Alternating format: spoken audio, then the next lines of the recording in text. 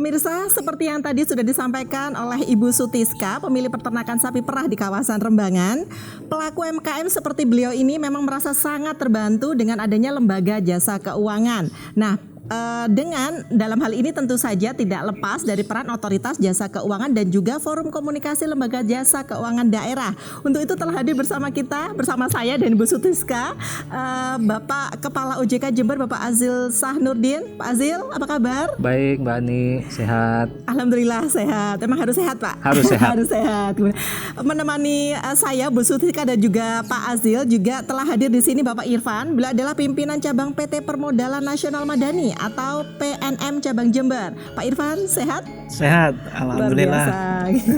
Nah, ini kita berada di kawasan daerah Rembangan, Pak, ya, yang kita tahu sebagai salah satu kawasan yang banyak peternak sapi perah di sini. Tapi bicara tentang tadi yang sudah disampaikan oleh Bu Sutiska tentang hal yang bisa beliau dapat ketika sudah mendapat pendampingan dari forum komunikasi lembaga jasa keuangan daerah. Nah, saya ke Pak Azil dulu, saya ingin tahu Pak Azil sebenarnya apa sih itu FKLJKD atau Forum Komunikasi Lembaga Jasa Keuangan Daerah dan juga kiprahnya, Pak? Iya, makasih Mbak Ani. Jadi FKLJK itu adalah sebuah wadah ya, atau asosiasi untuk seluruh industri keuangan yang di bawah pengawasan OJK. Ya, jadi di semua daerah itu ada. Nah, jadi kalau mengenai kiprahnya, ya memang organisasi ini kita dirikan supaya bisa memberikan kontribusi atau dukungan terhadap daerah tempat kita melakukan kegiatan usaha, katakanlah begitu. OJK sebagai otoritasnya dan teman-teman di industri keuangan sebagai lembaga yang diawasi. Nah, kalau boleh saya cerita sedikit, jadi selama 2 tahun terakhir ini, sebelum pandemi terutama ya, Mbak Ani, sebelum pandemi itu memang kita itu mencoba untuk memberikan dukungan ya terhadap UMKM, misalnya terutama untuk mengembangkan UMKM lokal. Nah, mungkin salah satunya Bu Tiska ya, kalau di sini peternak sapi. Nah, kalau kemarin itu kita coba mengembangkan batik gitu ya, batik lokal Jember. Nah, karena kita tahu bahwa memang batik itu juga salah satu produk khas Jember. Ya, nah, betul. Kita adakan kegiatan antara lain ya untuk pada hari batik kita juga mengenakan batik Jember gitu ya, dan itu untuk karyawan karyawati gitu kita dorong untuk bisa menggunakan batik Jember. Nah, itu salah satu bentuk kegiatannya. Nah, kenapa kok kita mendorong UMKM gitu ya, OJK kok ikut membantu mengembangkan UMKM gitu kan, padahal kita tahu OJK ini kan tugasnya mengatur dan mengawasi lembaga keuangan. Betul. Tapi salah satu hal yang perlu kita ingat bahwa mengembangkan UMKM itu pada akhirnya juga akan mendukung penguatan industri keuangan dan perekonomian secara keseluruhan. Karena kita tahu UMKM itu kan jumlahnya sangat besar, kita di Indonesia lebih dari 90% ya. Nah, ini UMKM ini kan merupakan salah satu nasabah industri keuangan juga ya, misalnya Pak Irfan gitu kan, dan teman-teman di industri keuangan lainnya. Nah, kalau misalnya UMKM-nya itu berkembang, kuat gitu ya, produksinya lancar gitu kan. Nah, ketika mereka menjadi nasabah di industri keuangan, tentunya mereka juga akan lancar, misalnya kalau memang ada pinjaman, lancar membayar angsuran dan sebagainya. Nah, ini kan tentu akan mengurangi kalau menghindari terjadinya pembiayaan macet atau kredit bermasalah kan gitu. Nah, sehingga kalau UMKM-nya kuat, tentunya industri keuangan juga akan kuat gitu. Nah, jadi ini adalah sebuah sinergi ya, yang saling menguntungkan. UMKM-nya kuat juga akan mendukung industri keuangan yang kuat. Nah, sehingga secara nasional perekonomian kita juga akan ikut menjadi stabil. Oke. Gitu, Mbak Ani. Berarti sudah banyak hal yang sudah dilakukan OJK Jember untuk mendorong sektor UMKM di wilayah kerjanya, Pak ya. Insya Allah Oke. sudah. Kalau yang sebelumnya Bapak ceritakan kalau dari batik itu kan seperti meminta atau mengarahkan atau mendorong bank-bank untuk menggunakan batik produksi mereka. Nah, kalau untuk susu perah di kawasan Rembangan ini Pak sudah dilakukan apa ini ini, sangat Pak? menarik ya. Kebetulan ini momennya juga pas nih Mbak Iya. Ani ya. Ya Pak Irfan ya, karena ini kan masa pandemi ya, kita harus benar-benar sehat gitu, kuat, imun gitu kan. Nah, kita tahu susu ini kan produk konsumsi yang memang membantu meningkatkan daya tahan tubuh juga untuk membantu kesehatan nilai ya gizi kan. tinggi ya. Ya, nah jadi momentumnya pas, ini masa pandemi kita coba ya, karena di Jember ini tadi yang Mbak Ani sudah sampaikan, ternyata produk susu itu merupakan salah satu yang banyak ya. Nah, kenapa kok kita tidak memanfaatkan produk lokal kita sendiri gitu kan? Nah, nanti mungkin kami juga dengan teman-teman di industri keuangan juga akan istilahnya menggerakkan atau mencanangkan untuk ada satu hari lah mungkin dalam seminggu untuk kita memang minum susu Gerakan gitu minum kan. susu Gerakan serentak. minum susu sehingga tentunya Bu Tiska dan teman-teman peternak lainnya akan terbantu untuk pemasarannya. Minimal untuk konsumsi dari kita sebagai Lokal di karyawan Jember ya, Pak, inilah. ya, karyawan di Jember Iya. jumlahnya juga cukup banyak Cukup gitu. banyak. Nggak ada salahnya kalau memang memanfaatkan produk yang dari Betul. lokal Jember juga gitu. Betul. Satu pertanyaan lagi sebelum saya beralih ke Pak Irfan, Pak. Nah, ini kan banyak hal yang sudah dilakukan OJK Jember. Nah, apa sih yang membedakan yang sudah dilakukan OJK tahun sebelumnya dan tahun ini, Pak? Ya mungkin kita sedikit agak tematik juga mungkin ya. Kalau tahun kemarin kita juga sudah coba untuk membantu teman-teman yang produksi batik gitu kan. Tetapi itu masih terus kita pantau perkembangannya, produksinya meskipun di masa pandemi ini kita tahu kondisi memang lagi tidak kondusif ya. Nah, untuk saat ini tadi seperti yang saya sampaikan juga, karena momentumnya juga pas ya, kita harus sehat, harus imun. Nah, kita coba kembangkan untuk mendukung produk susu gitu ya. Nah, itu mungkin yang kita coba lakukan. Nah, tetapi tidak hanya sebatas itu, kita terus mencari produk-produk lokal yang memang kita bisa bantu untuk kembangkan bersama-sama. Nah, sekarang pun juga kan istilahnya sudah era digital ya.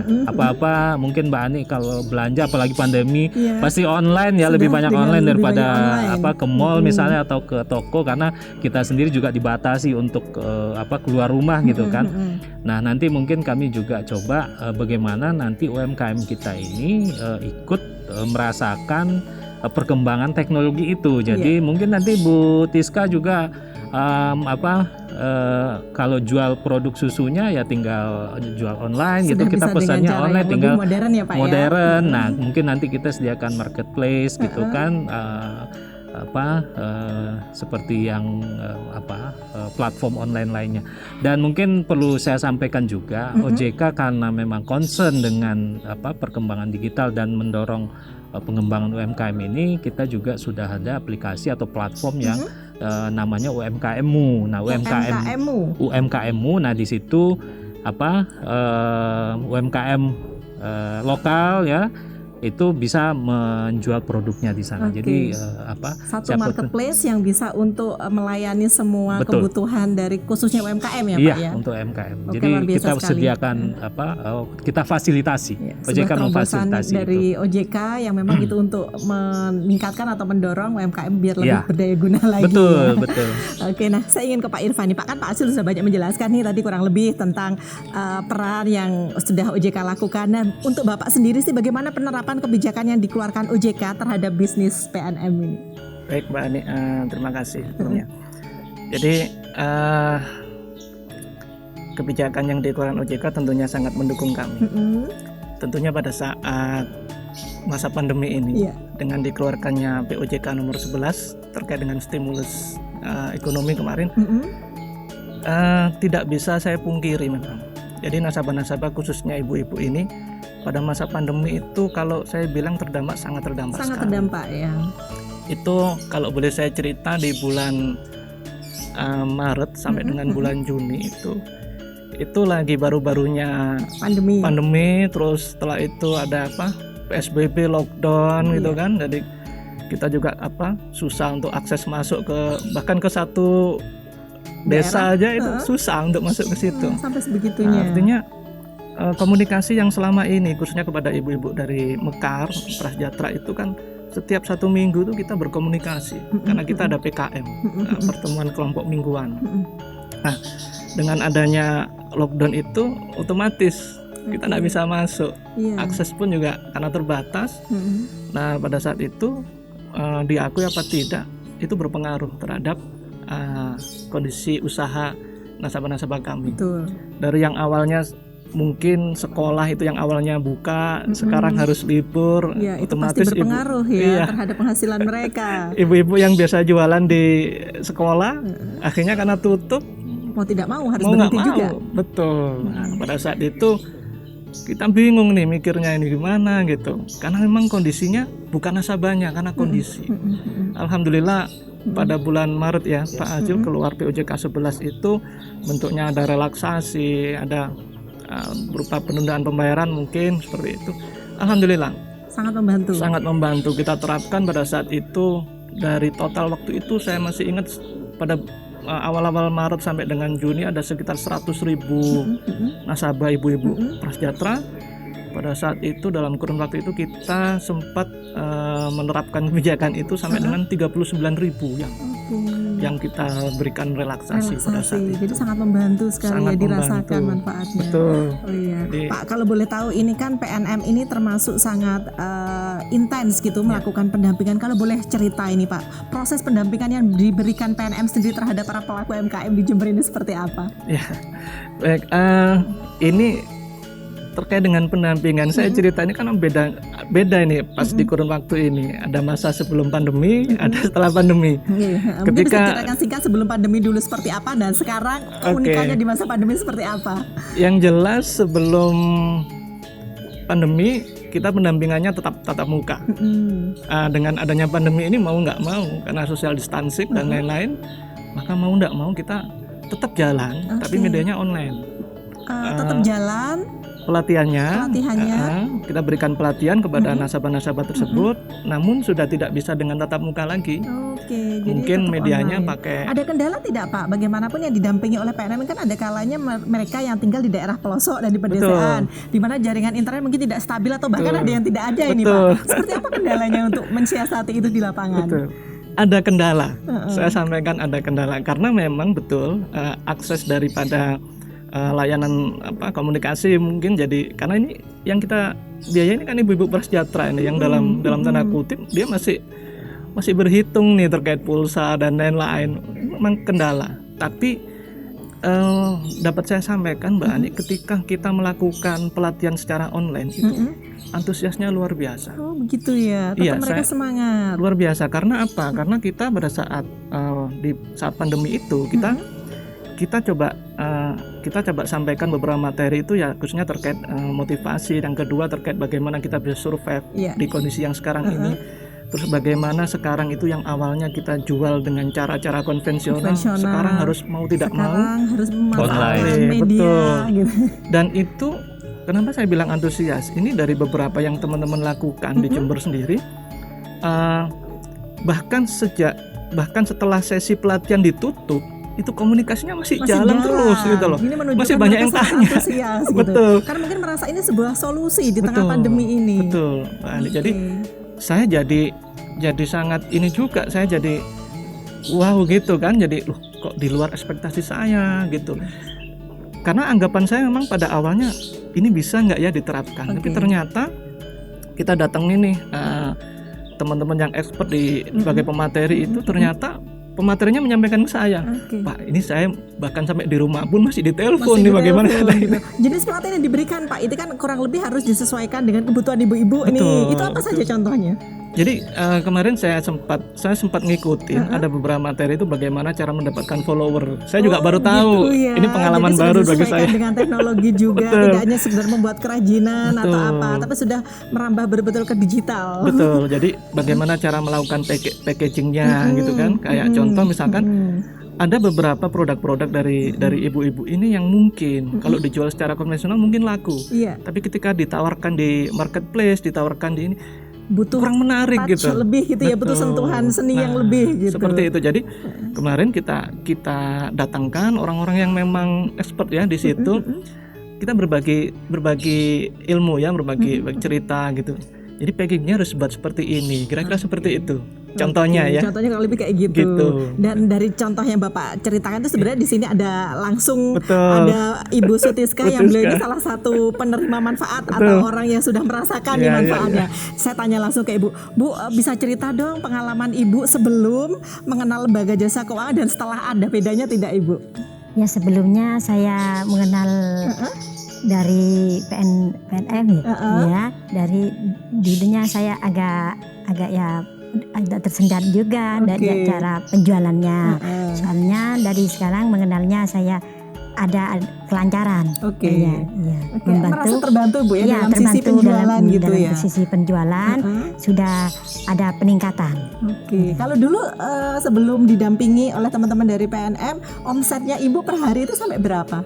Ya omsetnya per hari itu kan dalam 1 liternya itu saya kan ngemasin mentahnya itu ya itu kan 5.000 satu bungkus itu. Iya, setelah Jadi, dikemas sedemikian rupa, ya, dapat pendampingan, dapat ilmu, sekarang sekarang saya sudah didampingi sama PNM, saya diajari cara pengelolaan untuk di kebotolan itu. Ya. Terus saya kemas 1 liternya itu dapat 1 liter dapat 30 itu. jauh ya Bu ya, Iya, dari yang jauh ya, awalnya hanya iya. 5.000 jadi Iya. 30.000. Iya, Jadi ya secara 10.000 ekonomis iya. sudah merasakan manfaatnya gitu. iya. Ya Bu, kalau boleh tahu pendampingan yang Ibu terima dari teman PNM, kalau tadi kan seperti batik, kemudian seperti yang teman-teman di daerah lain itu ada macam-macam jenis pendampingan yang mereka terima. Nah, kalau Ibu sendiri yang diterima dari teman-teman PNM, pendampingannya itu diberikan dalam bentuk seperti apa?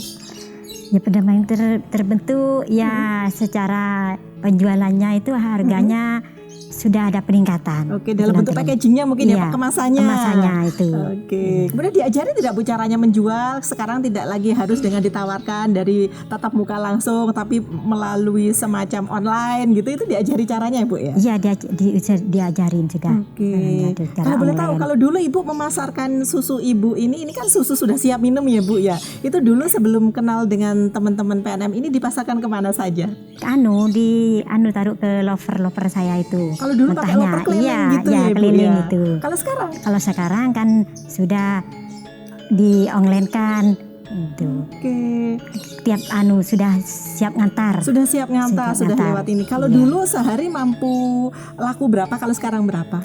Kalau mentahnya itu kan lakunya ya kan tidak sama mentahnya sama sudah siap siap minumnya. minum itu. Oke, tapi Ibu merasakan ya income penghasilan yang Ibu dapat dari sebelum dan saat ini Ya, ada peningkatan. Ada peningkatan yang saat ini sudah. Oke, luar biasa sekali. Jadi memang manfaat yang sudah dirasakan betul oleh pelaku UMKM ini dirasakan ya, real oleh Ibu Sutiska ini. Ada pendampingan dari PNM. Ya. Ya, itu dia pemirsa. Memang betul ketika kita memiliki sebuah usaha, ketika mendapat dukungan dalam bentuk apapun itu, ternyata sangat bermanfaat untuk meningkatkan nilai jual bahkan kesejahteraan kita. Kita akan ulas lagi mengenai seperti apa sih sebenarnya pandemi COVID-19 ini berdampak kepada sektor, khususnya sektor UMKM. Kita akan ikuti setelah yang berikut ini.